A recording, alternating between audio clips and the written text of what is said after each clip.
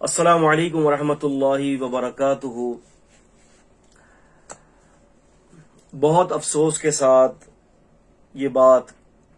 کہنے جا رہا ہوں اور آپ یہ سمجھ لیں کہ انتہائی غم کے ساتھ یہ بات کہہ رہا ہوں کہ جماعت کے اندر کچھ علماء جو ہے حسینیت اور یزیدیت کے حوالے سے آپس کے اندر جھگڑ رہے ہیں،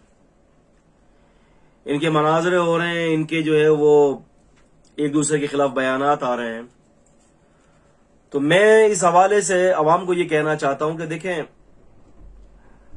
ہر وہ چیز کے جس کے بارے میں آپ کے جنت اور جہنت کا آپ کا تعلق نہیں ہے، تو کوشش یہ کرنی چاہیے کہ بندہ اس وقت کو ان اعمال کے اوپر محنت میں لگائے کہ جس کا تعلق اس کی جو ہے وہ قیامت کی، آخرت کی، اخروی زندگی کے ساتھ ہے۔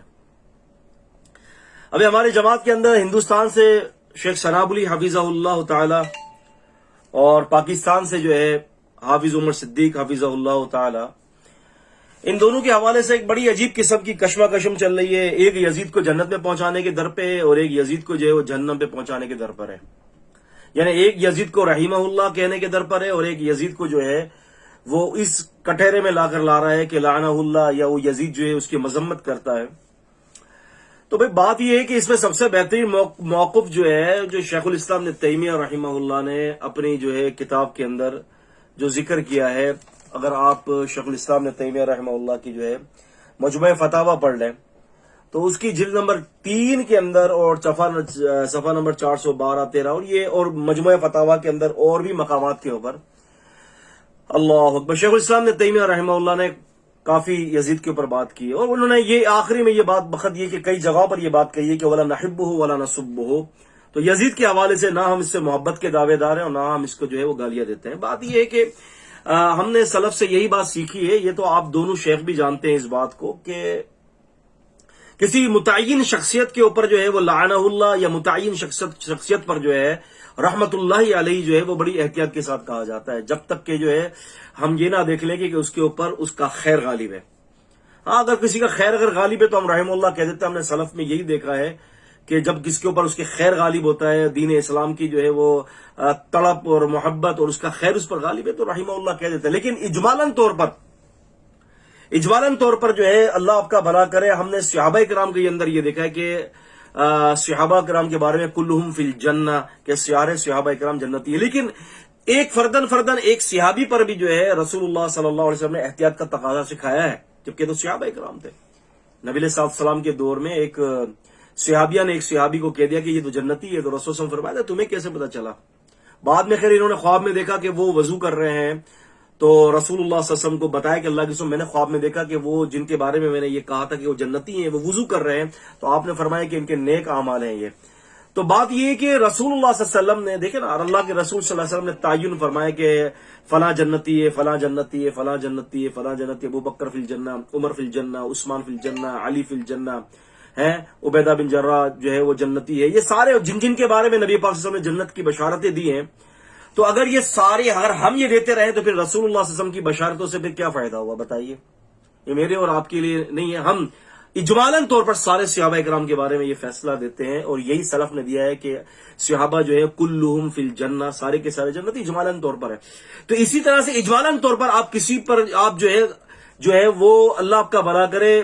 آپ رحمت اللہ علیہ اجمالاً طور پر کہہ سکتے ہیں، لیکن متعین شخص کو ایک متعین کر کے اس کے اوپر ٹھپا لگا دینا رحمہ اللہ وہو فی الجنہ ہے، وہو فی جنت الفردوس، کہ وہ جنت الفردوس میں ہے، وہ جنتی ہے، تو متعین کر کے جو ہے اپنا یہ آپ نہیں کہہ سکتے جب تک کہ اس کے اوپر جو ہے اس کا خیر غالب نہ ہو۔ تو یزید کے حوالے سے میں ان دونوں شیخوں کو یہ کہنا چاہتا ہوں کہ دیکھیں، بات یہ ہے کہ وَلَا نَحِبُّهُ وَلَا نَسُبُّهُ، ہم اس سے محبت کے دعوے دار نہیں اور نہ ہم گالیاں دیتے۔ جب ہم اس سے محبت نہیں کرتے تو ہم جنتوں کے اس کے اوپر جو ہے اس کی جنتوں کی انٹری کے بھی فیصلہ نہیں دیتے، اور جب ہم اس کو گالیاں نہیں دیتے تو ہم لعنہ اللہ بھی ہم نہیں کہیں گے، ہم سکوت اختیار کریں گے، کہ کیونکہ ایک تو بات یہ ہے کہ یہ بندہ چلا گیا دنیا سے، اس کا معاملہ اللہ تبارک و تعالیٰ کے ذمہ ہے، اللہ جانتا ہے اس کی نیتوں کو کہ اس کی نیت کیا تھی، معاملات کیا تھے، تو اس کے حوالے سے دونوں طرفہ جو ہے اقوال بھی ہیں، اس کی جو ہے نفی میں بھی ہے، اس کے اثبات میں بھی ہے، اس کے اوپر جروحات بھی ہیں، اور بہت سارے لوگوں نے تو اتنا، شیخ الاسلام ابن تیمیہ رحمہ اللہ نے جو ہے منہاج السنہ کے اندر تو یہاں تک کہہ دیا کہ بہت سارے لوگوں نے جو ہے نا اس کو جنتی بھی بنا دیا ہے، اس کو صحابی بھی کہہ دیا کہ یہ صحابی تھے۔ تو بات یہ کہ غلو مت کرے، افراد و تفرید کا شکار نہ ہو، کہ بھائی سب سے بہتر موقف یہ کہ اپنے باہمی جھگڑوں کو چھوڑ دیں، اپنی ذات کی اصلاح کریں، ہم سب مل کر اپنی جنت کا وہ کریں۔ دیکھیں نا، ایک دفعہ میں آپ کو بتاؤں کہ رحیم یار خان کے اندر ایک دفعہ میرا جو ہے ایک لیکچر تھا، رحیم یار خان کے اندر ایک لیکچر تھا، تو اس لیکچر کے اندر ایک صاحب جو ہے وہ کھڑے ہوئے اور انہوں نے مجھ سے یہ کہا کہ آپ مجھے یہ بتائیں کہ آپ یزید کے بارے میں کیا کہتے ہیں۔ تو میں نے ان کو جواب دیا، میں نے کہا کہ بات یہ ہے یزید کے بارے میں کہ میں نے کہا کہ اگر مثال کے طور پر کل آپ کا میتھس کا پیپر ہے تو آپ اگر آج تیاری انگریزی کی کریں گے، انگلش کی کریں گے، تو میں نے کہا آپ یہ معقول کام کریں گے کہ غیر معقول؟ اس نے کہا غیر معقول، کل اگر میتھس کا پیپر ہے تو مجھے میتھس کی تیاری کرنی چاہیے۔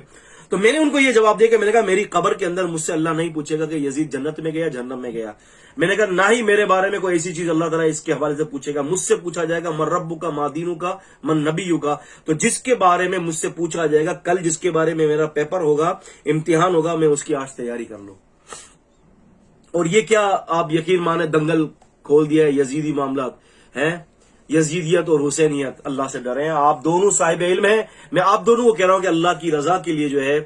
آپ انتشار کا شکار نہ ہوں، آپ اس طرح نہ کریں، اپنے زبانوں کو خاموش رکھے، من سکت فقط نجا، کہ جو خاموش رہ گیا اس وہ نجات پا گیا۔ اور میں سب سے بڑا مسئلہ یہ بتاتا چلوں کہ بعد کہیں کسی مسئلے کے اندر جو ہے نا امت کی جو ہے اصلاح کا پہلو اور امت کو جو ہے انتشار کا پہلو ہوتا ہے، تو اس موقع پہ علماء کا کردار یہ ہوتا ہے کہ امت کی خیر کی طرف دیکھیں۔ امت کی خیر اسی میں ہے کہ باہمی محبتوں کو پیدا کیا جائے اور اس مسئلے کے اندر خاموشی اختیار کیا جائے۔ اللہ تعالیٰ سے دعا کرتا ہوں کہ اللہ تعالیٰ ہم سب کی اصلاح فرمائے، ہم سب کو جو ہے وہ نیک عمل کرنے کی توفیق عطا فرمائے، ہم سب میں اتحاد پیدا کر دے۔ السلام علیکم ورحمۃ اللہ وبرکاتہ۔